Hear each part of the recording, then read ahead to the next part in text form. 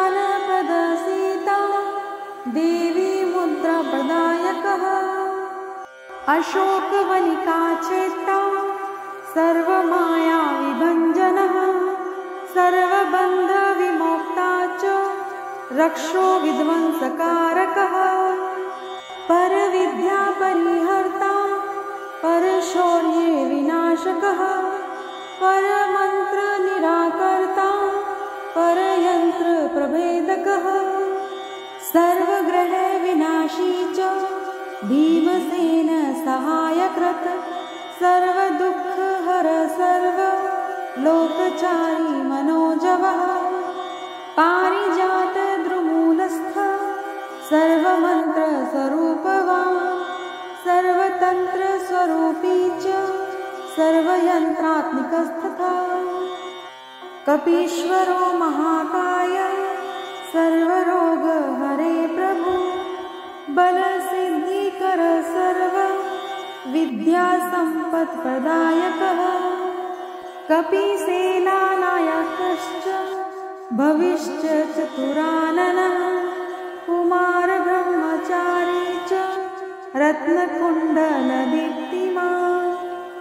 सञ्चलज्वालसन्नद्धो लम्बमानशिखोज्ज्वलः गन्धर्वविद्यातत्त्वज्ञो महाबलपराक्रमः कारागृहविमोक्ता च शृङ्खलाबन्धमोचकः सागरोत्तारकप्राज्ञो रामदूतः प्रतापवान् वानरः केसरीसुतः सीताशोकनिवारणः अञ्जनागर्वसम्भूतो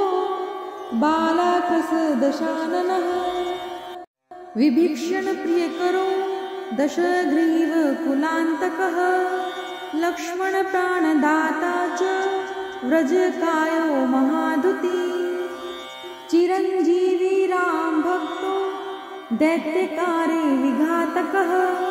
अक्षहन्ता काञ्चनाभः पञ्चवक्त्रो महातपः लङ्कने भञ्जनः श्रीमान् सिंहिका प्राणभञ्जनः गन्धमादानशैलस्थो लङ्कापुरविदाहकः सुग्रीवसचिवो धीरः शूरो दैत्यकुलान्तकः सुरार्चितो महातेजो रामचूडामणिप्रदः कामरूपी पिङ्गलाक्षो वर्धिमेनाकपूजितः कबलीकृतमार्तण्ड मण्डलो विजितेन्द्रियः रामसुग्रीवसन्धाता महिरावणमर्दनः स्फटिकाभो वागधीशो नवव्याकृतिपण्डितः चतुर्बाहो दीनबन्धु महात्मा भक्तवत्सलः सजीवन्नगाहर्ता शुचिर्वाग्मी धृतव्रतः कालनेमि प्रमथनो हरिमर्कटमर्कटः दान्तः शान्तः प्रसन्नात्मा शतकण्ठमदापः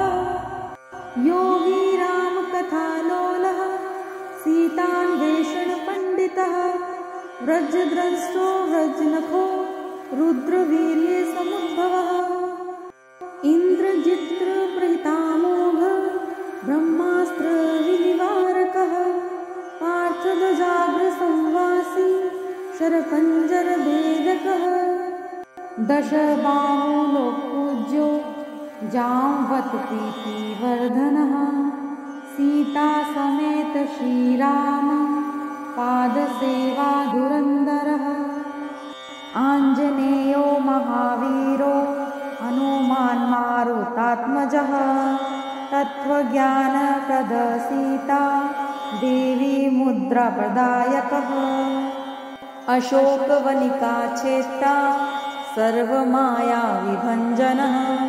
सर्वबन्धविमोक्ता च रक्षो विध्वंसकारकः परविद्यापरिहारः परशौर्ये विनाशनः परमन्त्रनिराकर्ता परयन्त्रप्रभेदकः वेगः सर्वग्रहविनाशी च भीमसेन सहायकृत् सर्वदुःखहर सर्वलोकचारी मनोजवः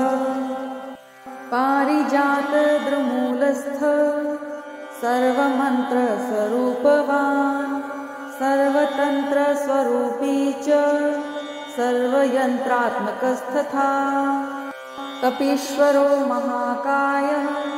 सर्वरोगहर प्रभु बलसिद्धिकर सर्वविद्यासम्पत्प्रदायकः कपीसेनानायकश्च भविश्च चतुराननः कुमारब्रह्मचारी च रत्नकुण्डलदीप्तिमान् सञ्चलज्वालसन्नद्ध लम्बमानशिखोज्ज्वलः गन्धर्वविद्यातत्त्वज्ञो महाबलपराक्रमः कारागृहविमोक्ता च शृङ्खलाबन्धमोचकः सागरोत्तारकः प्राज्ञो रामदूतः प्रतापवान् वानरः केसरीसुतः सीताशोकनिवारकः अञ्जनागर्भसम्भूतो बालार्कसदृशनानः विभीषणप्रियकरो दशग्रीवकुलान्तकः लक्ष्मणप्राणदाता च व्रजकायो महाधुतिः चिरञ्जीवी रामभक्तो दैत्यकार्यविघातकः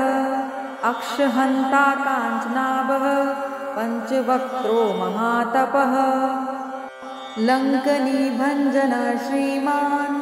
सिंहिकाप्राणभञ्जनः गन्धमादनशैलस्थो लङ्कापुरविदाहकः सुग्रीवसचिवो धीरः